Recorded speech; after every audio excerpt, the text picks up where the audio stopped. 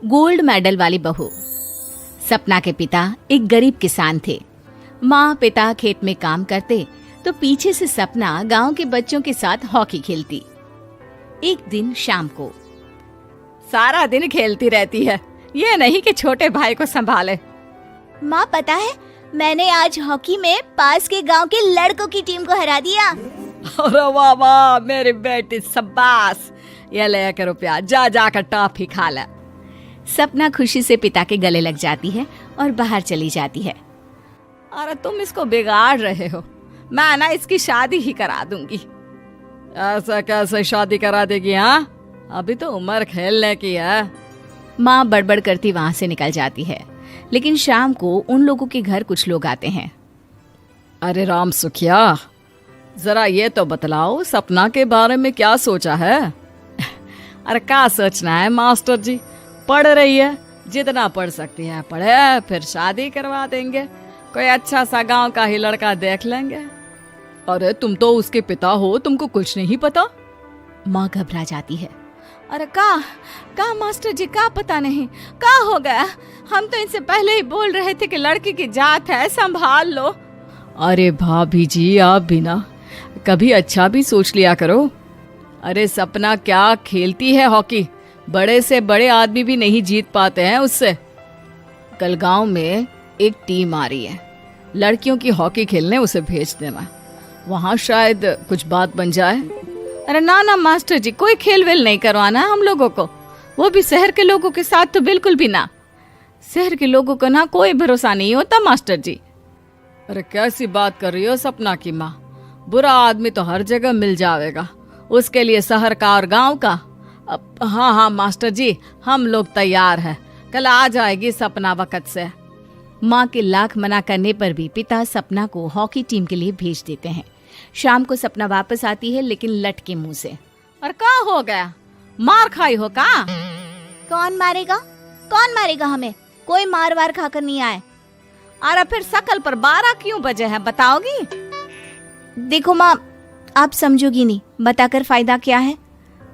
अरे बिटिया रानी, हम तो समझेंगे ना, हमें ही बता दे। सपना पापा के गले लग जाती है। पापा, मैं ना सिलेक्ट हो गई हूँ भारत की हॉकी टीम में खेलने के लिए। अरे वाह, ये तो बहुत ही खुशी की बात है मेरे बच्चे। फिर मेरी गुड़िया काहे परेशान है? पापा, मुझे दिल्ली जाना पड़ेगा आगे की प्रैक्टिस के लिए। माँ जो सारी बात सुन रही होती है, जोर से चिल्लाती है। एक पैसा नहीं है मेरे पास, समझे? कुछ नहीं दूंगी। शादी के लिए लड़का फाइनल भी कर दिया है, कल्ले का बेटा, वो शादी कर लेगा तुमसे। सपना पिता की ओर देखती है। अरे देख सपना, खेलने दिल्ली जाना है तो सिर्फ इसी शर्त पे कि आकर कल्ले से बेटे से चुपचाप शादी कर लेगी, बोल। अरे ठीक है ना, कल्ले का बेटा तो बहुत ही समझदार है, सरकारी नौकरी है उसकी, मान गया वो तो सपना शादी कर लेगी। सपना भी धीरू, जो कि कल्ले का बेटा था, उसे जानती थी। वो मन ही मन सोचती है कि शादी तो वैसे भी होनी है, लेकिन माँ की ये शर्त मान गई तो जीवन जीने का एक मौका तो जरूर मिलेगा। हाँ, मुझे मंजूर है। हाँ, तो कल मैं उन लोगों को बुला लूं? पिता और सपना दोनों एक दूसरे को देखते हैं। अब माँ ठीक है ना, बुलाने की क्या जरूरत है, वो लोग पसंद कर रहे हैं ना मुझे, वही ठीक है। बस आप तो मेरा दिल्ली का बैग पैक कर दो। सपना दिल्ली जाती है, दिल्ली टीम के लिए खेलने के लिए। सपना खूब अच्छा खेलती है और गोल्ड मेडल जीत कर आती है। जब वो गांव आती है तो उसका जोरदार स्वागत होता है। हर कोई सपना सपना चिल्ला रहा होता है। और सपना के पापा, तुम्हारी बेटी ने तो गांव का नाम रोशन कर दिया है। गांव की तरफ से तुम लोगों को गांव में पक्का मकान और सपना को परिषद में पक्की नौकरी देने के लिए हम तैयार हैं। अरे वाह वाह, पक्का मकान, ये तो बहुत अच्छी बात है, लेकिन सपना की नौकरी नहीं चाहिए हमें। हाँ, कैसी बात कर रही हो सपना की माँ? लड़की की नौकरी रहेगी तो अपने पैरों पर खड़ी रहेगी, किसी के आगे झुकने की जरूरत ना पड़ेगी। अरे चुप रहो, हम तो नौकरी ना करते हैं, पर मजाल है कि किसी के आगे झुके हो। ना ना, हमारी बेटी नौकरी नहीं करेगी। पिता लाख समझाते हैं लेकिन माँ नहीं मानती। और फिर वो दिन भी आ जाता है जब सपना को अपने कहे अनुसार लड़के से शादी भी करनी पड़ती है। ससुराल में। ए बहू, तू रोज रोज सुबह कहाँ जाती है? घर का सारा काम निपटा कर कहाँ भागती है? माँ का घर तो पास ही है, वहीं निकल जाती है क्या? नहीं माँ जी, मैं हॉकी खेलने जाती हूँ, मुझे खेलना पसंद है। खेलना पसंद है?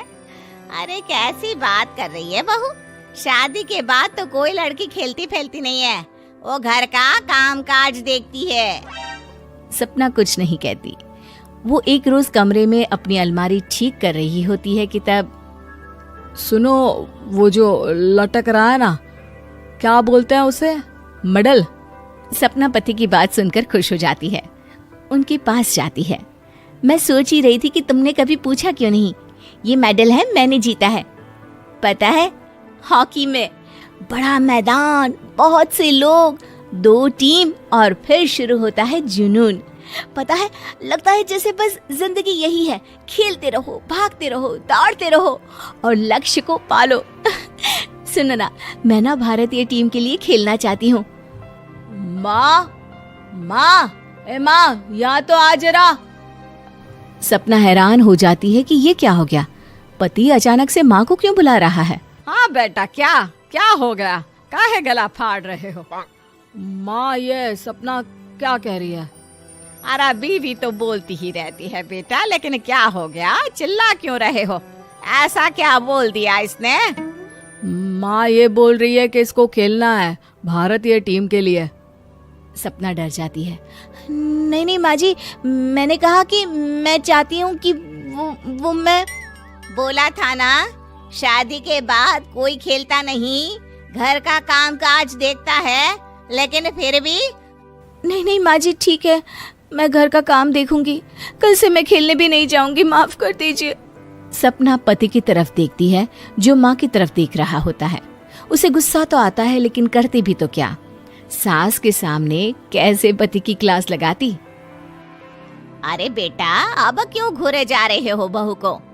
माँ, अभी इस बात का फैसला करके जाना, वरना ये तो तेरे कमरे से जाने के बाद मुझे। अब चुप हो जाइए आप, छोटी सी बात का बतंगड़ मत बनाइए। छोटी सी बात? बहू, ये कोई छोटी बात नहीं है। जो लड़की दिल्ली के लिए गोल्ड मेडल ला सकती है, वो देश के लिए भी तो गोल्ड ला सकती है ना। हम लोगों को किसी चीज की कमी नहीं है बहू, घर का काम तो कोई भी कर लेगा, लेकिन देश का नाम रोशन करने के लिए सपना चाहिए। जा बहू, तेरी ट्रेनिंग का सारा इंतजाम तेरे पति ने कर दिया है, जा खेल और देश का नाम रोशन कर। सपना की आंख में आंसू आ जाते हैं। वो सोचती है कि बेटियों को मायके के साथ अगर ससुराल में भी सहयोग मिले तो ऐसा कोई काम नहीं जो वो नहीं कर सकती है।